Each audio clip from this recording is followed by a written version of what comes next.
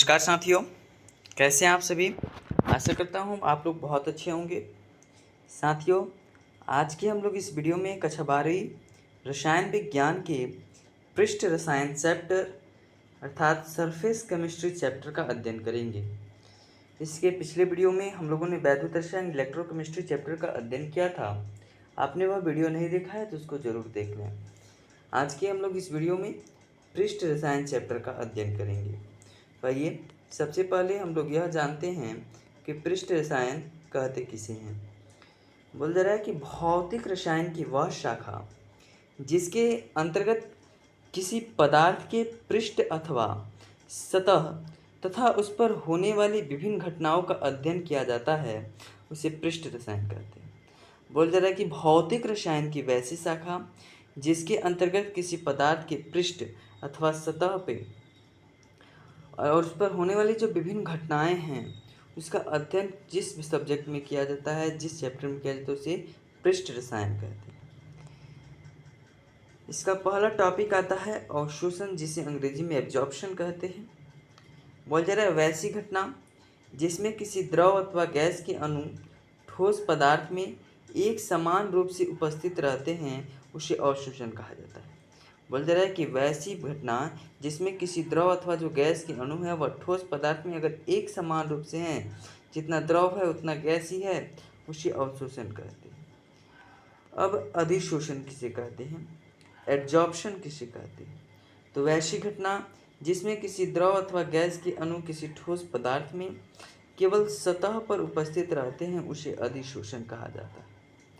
और केवल सतह पर अगर उपस्थित रहते हैं गैस अथवा द्रव के अणु, तो ठोस पदार्थ की केवल सतह पर, तो उसे अधिशोषण कहा जाएगा। शोषण किसे कहते हैं, एब्जॉर्प्शन किसे कहते हैं। तो जब अवशोषण एवं अधिशोषण की प्रक्रिया साथ साथ होती है तो उसे शोषण कहा जाता है। जब शोषण और अधिशोषण की प्रक्रिया अगर साथ साथ होती है, अवशोषण और अधिशोषण की, तो उसे शोषण कहा जाता है। भाई ये अधिशोषण के गुणधर्म को जानते हैं। पहला कि जिस ठोस पदार्थ के सतह पर अधिशोषण की प्रक्रिया होती है उसे अधिशोषक कहते हैं, और वह ठोस पदार्थ जिस पर अधिशोषक की प्रक्रिया होगी उसे अधिशोषक कहेंगे, तथा जिन द्रव तथा गैस के अणुओं का अधिशोषण होता है उसे अधिशोषी प्रावस्था कहते हैं।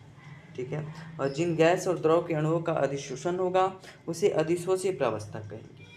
अधिशोषण एक पृष्ठीय घटना है तथा पृष्ठीय क्षेत्रफल बढ़ने से अधिशोषण का दर भी बढ़ जाता है। बोला जा रहा है कि जो अधिशोषण है एक पृष्ठीय घटना है, और अगर पृष्ठीय क्षेत्रफल बढ़ेगा तो अधिशोषण का दर भी बढ़ जाएगा। अधिशोषण एक ऊष्माक्षेपी प्रक्रिया है, इसके लिए एंथैल्पी में परिवर्तन का मान हमेशा ऋणात्मक होता है। आइए अब अधिशोषण के प्रकार के बारे में जानते हैं। तो अधिशोषण दो प्रकार के होते हैं, भौतिक अधिशोषण और रासायनिक अधिशोषण। भौतिक अधिशोषण किसे कहते हैं, तो अधिशोषण की वैसी प्रक्रिया जिसमें अधिशोषक एवं अधिशोषी प्रावस्था के मध्य भौतिक बंधन का निर्माण होगा, तो उसे भौतिक अधिशोषण कहेंगे। अधिशोषण की वैसी प्रक्रिया जिसमें अगर अधिशोषक और अधिशोषी प्रावस्था के मध्य अगर भौतिक बंधन का निर्माण हो रहा है तो उसे भौतिक अधिशोषण कहेंगे। भाई भौतिक अधिशोषण के गुणधर्म को देखते हैं। तो भौतिक अधिशोषण का गुणधर्म में पहला है कि इसमें अधिशोषक एवं अधिशोषी प्रावस्था के बीच भौतिक बंधन उपस्थित रहता है। भौतिक अधिशोषण के गुणधर्म में पहला है कि जो अधिशोषक होता है और अधिशोषी प्रावस्था होती है, इन दोनों के बीच भौतिक बंधन उपस्थित रहता है। दूसरा, यह अधिशोषण विशिष्ट नहीं होता है, और जो भौतिक अधिशोषण वह विशिष्ट नहीं होता है, और यह उत्क्रमणीय होता है। ठीक है, रिवर्जिबल होता है। उत्क्रमणीय को रिवर्जिबल बोलते हैं। और इस प्रकार के अधिशोषण के भौतिक बंधन का निर्माण होने से एंथैल्पी में परिवर्तन का मान 20 से 40 केल्विन जूल प्रति मोल होता है, किलो जूल प्रति मोल होता है। फिर बोला जा रहा है कि तापमान बढ़ाने से भौतिक अधिशोषण का दर बढ़ता है, जबकि दाब बढ़ाने से दर बढ़ता है। बोला जा रहा है कि तापमान बढ़ाने से भौतिक अधिशोषण का क्या बढ़ता है, दर बढ़ता है, जबकि दाब बढ़ाने से दर बढ़ता है। और बोला जा रहा है कि इसमें बहुआण्विक स्तर का निर्माण होता है, बहुआण्विक स्तर का निर्माण कहाँ होता है? तो अधिशोषक की सतह पर बहुआण्विक स्तर का निर्माण होता है। फिर रासायनिक अधिशोषण किसे कहते हैं? तो अधिशोषण की वैसी प्रक्रिया जिसमें अधिशोषक एवं अधिशोषी प्रावस्था के मध्य रासायनिक बंधन का निर्माण होता है। जिसमें अधिशोषक और अधिशोषी प्रावस्था के मध्य अगर रासायनिक बंधन का निर्माण हो रहा है तो इसे रासायनिक अधिशोषण कहते हैं। रासायनिक अधिशोषण के गुणधर्म को देखते हैं। तो इसमें अधिशोषक एवं अधिशोषी प्रावस्था के बीच रासायनिक बंधन उपस्थित रहता है। यह अधिशोषण विशिष्ट होता है। यह अनुत्क्रमणीय इरिवर्सिबल होता है और इस प्रकार के अधिशोषण में रासायनिक बंधन का निर्माण होने से इनके एंथैल्पी में परिवर्तन का मान उच्च 80 से 240 के जूल मोल इनवर्स होता है और तापमान बढ़ने से रासायनिक अधिशोषण का दर भी बढ़ता है। और बोला जाए तो इसमें अधिशोषक के सतह पर एकल आणविक स्तर का निर्माण होता है। अब आइए उत्प्रेरक किसे कहते हैं इस बारे में जानते हैं। कैटलिस्ट किसे कहते हैं? बोल जा रहा है कि वैसा पदार्थ जो खुद रासायनिक अभिक्रिया में भाग लिए बिना अभिक्रिया के दर को परिवर्तित करता है उसे उत्प्रेरक कहते हैं। वैसा पदार्थ जो खुद रासायनिक अभिक्रिया में भाग नहीं लेता और इस भाग लिए बिना अभिक्रिया के दर को अगर परिवर्तित कर देता है तो उसे उत्प्रेरक कहते हैं। बात करें उत्प्रेरक का तो उत्प्रेरक दो प्रकार का होता है, धन उत्प्रेरक और ऋण उत्प्रेरक।